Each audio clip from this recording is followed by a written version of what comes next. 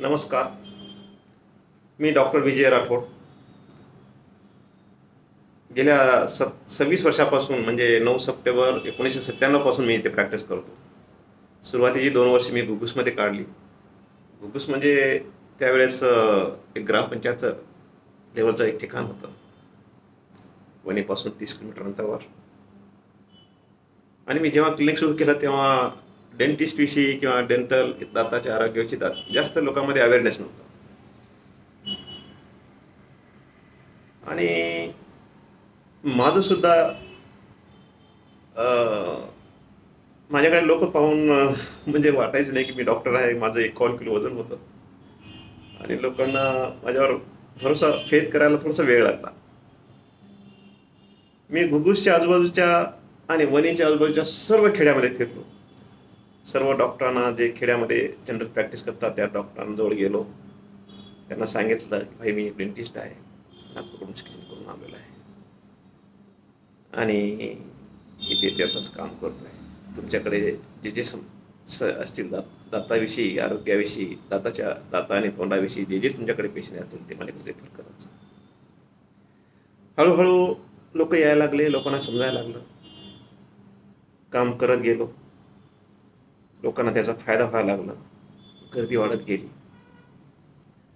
पण इथल्या अतिदुर्गम भागामधले अशा माझ्या बरेचसे केसेस आहे ज्यांचा अनुभव मी तुम्हाला सांगतोय. मी नवीन होतो वणीमध्ये 2001 किंवा 2001ची गोष्ट असेल. 16-17 वर्षाची एक मुलगी होती. तिचा वरचा दात इतका सडला होता, अक्षरशः त्या बाहेरून एक सायनस होऊन त्या सायनसद्वारे कंटिन्युअसली पस निघत होतं. आणि ते लोक म्हणजे ते आदिवासी होते, ते लोक काहीतरी बुवाबाजी करत होते आणि गावठी उपचार करत होते. त्यासोबतच काही डॉक्टरकडे ते जाऊन आले असेल. तिथं तेथील इन्व्हेस्टिगेशन जसे की एक्सरे काढावा, तुम्हाला ब्लड चेकअप करावं लागतं, एक्सरे काढावं लागतं, थोडं ट्यूमर आहे, सर्जरी करावं लागते असं त्यांना सांगितलं. ते घाबरून गेले आणि ते ट्रीटमेंट करायच्या नादातच सोडून घेतले. माझ्याकडे आले ते. मी पण त्यांना तसाच प्रकार अगर सांगितलं असतं तर त्याने तो पण ट्रीटमेंट माझ्याकडे केला नसता. म्हणून मी त्याला काही न सांगता मी माझ्या उपचाराला सुरुवात केली. ॲक्च्युली मी जेव्हा त्याला पूर्ण क्लीन केलं होतं आतून बाहेरून, त्यातून त्यांना सांगितलं सुद्धा नाही की मी तुमचं एक्सरे काढता वगैरे आहे म्हणून. त्या मुलीचं मी एक्सरे काढला, पूर्ण क्लीन केलं, सिस्टमधून फ्लुइड काढला. जेव्हा त्याचं ते पस निघत होता माझ्या चेंबरमध्ये पूर्ण वास भरलेला होता. आणि चेक केल्यानंतर दात काढला, त्यातलं आतमधले सिस्ट काढली, बाहेरून क्लीन केलं, 2-3 वेळा त्याला ड्रेसिंगसाठी बोलवलं आणि ती मुलगी ओके झाली. आणि ते कंडिशन मी प्री ऑपरेटिव्ह, पोस्ट ऑपरेटिव्ह त्याचे काही फोटोग्राफ घेतले. त्यावेळेस ते पेपरमध्ये पण आलं होतं आणि माझं बऱ्याच प्रमाणात त्यावेळेस माझं कौतुक पण झालं होतं. नंतर मी जेव्हा तो बाबाजी माझ्याकडे आला, तुम्ही म्हणे माझ्या मुलीला वाचवलं, पण माझ्याकडे फक्त हे 650 रुपये आहेत. ते 650 रुपये सुद्धा घ्यायची इच्छा नव्हती. म्हटलं जाऊ द्या, हे 650 पण तुम्हाला राहू द्या, पण मुलीला मी चांगलं केलं आणि नाहीतर तुम्ही त्या मुलीला घरीच मारून टाकला असता असं मला एक शंका होती तुझ्याजवळ. म्हणून मी तुम्हाला काय ट्रीटमेंट करत आहोत आणि कसं करत आहोत काही न सांगता मी माझ्या ट्रीटमेंटला सुरुवात केली. काही दिवसानंतर एक लहानसा मुलगा म्हणजे 9-10 वर्षाचा असेल तो समोरच्या दातामध्ये मॅगेट्स झाल्या होत्या. त्याला मॅगेट्स म्हणजे छोट्या छोट्या आळ्या राहतात दाताला खोल. जेव्हा बाहेर कुठं एखाद्या अस्वच्छ भागामध्ये किंवा तोंड तुमचं स्वच्छ राहत नाही किंवा अस्वच्छ भागात तुम्ही झोपलात तर ते काय करतात, ते सेन किंवा बाहेर बसणाऱ्या माशा ज्या असतात ते आपल्या तोंडामध्ये बसून जातात ना, एक घाण तयार होते आणि तिथे एक आळ्या तयार करून जातात. एका रात्रीतच होतं ते. माझ्याकडे तो पेशंट आला की समोरच्या दातातून मुलाचं रक्त निघत आहे, तिथे होल झाल्या. मी पाहिलं, थोडं चेकअप केलं, पाहत होतं काय असे बरेचसे केसेस झाले. पण तो एक चांगला मजेदार किस्सा होता. मुलाचं वय कमी होतं, 9 वर्ष असत आणि कॉपरेटिव्ह बिलकुल नव्हता. तरी पण त्याच्या वडिलाला समजावून, वडिलाला हे करून त्याचा हातपाय धरून आम्ही त्याचे मॅगेट्स केले, अँटीसेप्टिक इरिगेशन करून त्याच्यामधल्या पूर्ण आळ्या काढल्या आणि झाल्यानंतर पेशंट ओके झाला. ओके झाल्यानंतर तो बाबाजी माझ्या हातात 200 रुपये ठेवत होता. मला वाटलं बरेचसे असे कंडिशन होत्या रुरल आणि छोट्या भागातल्या लोकांच्या. आणि ते यायचे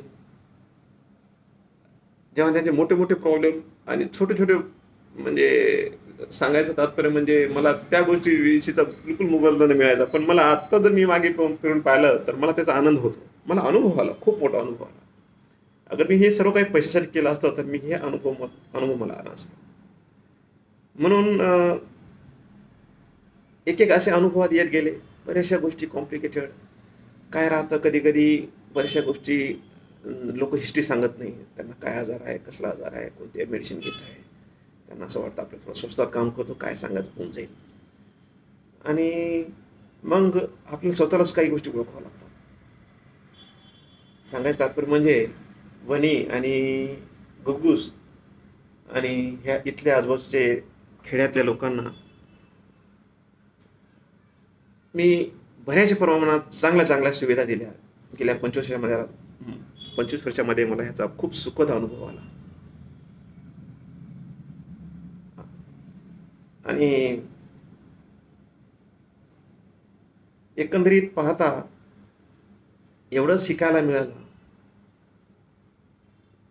खूप मोठे मोठे रिस्क घेऊन मी ते काम केलं. ॲक्च्युली आता इथं म्हणजे बऱ्याचशा इमर्जन्सी मॅनेजमेंटच्या, आमच्या वेळेस इमर्जन्सी मॅनेजमेंटचं काहीच साहित्य किंवा मोठं हॉस्पिटलायझेशन करण्यासाठी एखादा ICU सारखं मोठं हॉस्पिटल सुद्धा नव्हतं.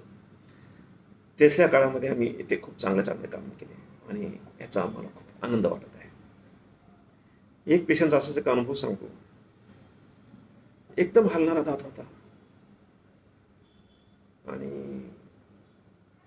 डॉक्टर साहेब काही बी करून काढून टाका. मी त्या पेशंटला विचारलं की तुम्हाला कोणत्या गोळ्या चालू आहे का, काही प्रॉब्लेम आहे का, हार्टचं वगैरे ऑपरेशन वगैरे झालं. काही नाही म्हणे, हलत आहे दात काढून टाका. पाहतो तर काय, त्या गड्याला अँटीकोॲग्युलंट थेरपी चालू होती. मी दात काढला, हलणारा दात, किंचित हलणारा दात फक्त असं स्प्रे मारून त्याला काढून टाकलं. पण त्यानंतर मला एवढं हे झालं की त्या सॉकेटमधून रक्त थांबायला तयार नव्हतं. हे काय झालं. आणि इथं काही इमर्जन्सी सेवा नाही. रात्रीचे 8 वाजेपासून त्याचं रक्त 9 वाजेपर्यंत, अगर तो तसंच रक्त चालू राहिलं असतं तर कोलॅप्स झाला असतं. गड्यानं सांगितल्यानंतर सांगतो मला ह्या गोळ्या चालू होत्या. त्याला अँटीकोॲग्युलंट थेरपी झाली होती. अँटीकोॲग्युलंट थेरपी म्हणजे काय राहतं की रक्त पातळ करण्याच्या गोळ्या राहतात त्यांना. कोणाला हार्ट अटॅकमध्ये किंवा कोणाला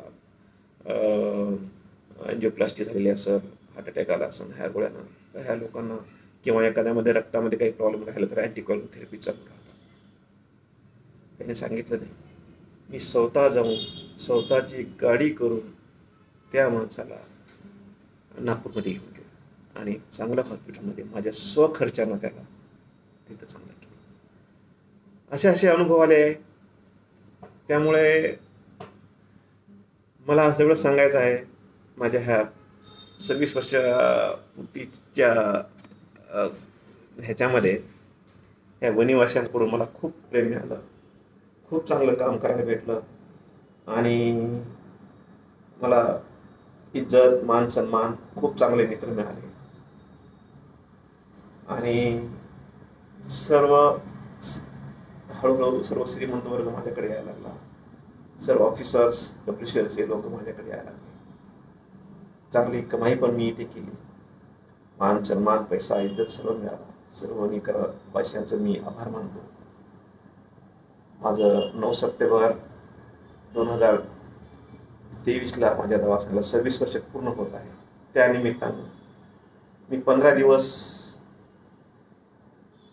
40% सुविधानं लोकांसाठी सेवा देणार आहे. तरी सर्व निवाशांनी, आजूबाजूच्या खेड्यातील लोकांनी ह्याचा लाभ घ्यावा.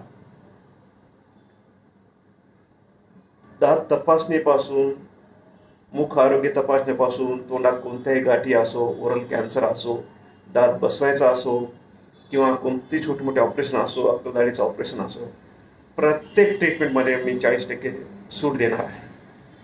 तरी सर्व वनिवासियाने आणि आजूबाजू खेड्यातील लोकांनी ह्याचा लाभ घ्यावा ही विनंती.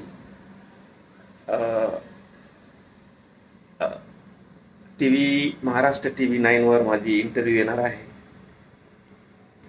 ह्या 26 वर्षाच्या पूर्तीमुळं. तर सर्वांनी हा इंटरव्ह्यू पाहावा. मी घालवलेले येथील 26 वर्ष लोकांपर्यंत माझे विचार पोहोचायला पाहिजे, हा त्याच माझा उद्देश आहे. धन्यवाद. नमस्कार.